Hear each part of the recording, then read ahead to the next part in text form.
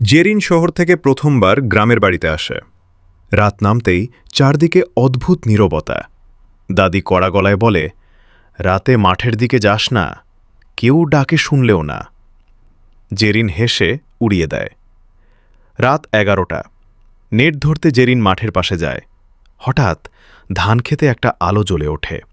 একজন মানুষ দাঁড়িয়ে। জেরিন কাছে যায়, কিন্তু মানুষটা ধীরে ধীরে পিছায়। জেরিন ডাকে, কে আপনি? কোনো উত্তর নেই। হঠাৎ মানুষটা থেমে যায় আর ধীরে ধীরে ঘুরে দাঁড়ায়। তার কোনো মুখ নেই, শুধু অন্ধকার। ঠিক তখনই পিছন থেকে দাদির চিৎকার, জেরিন, দৌড়!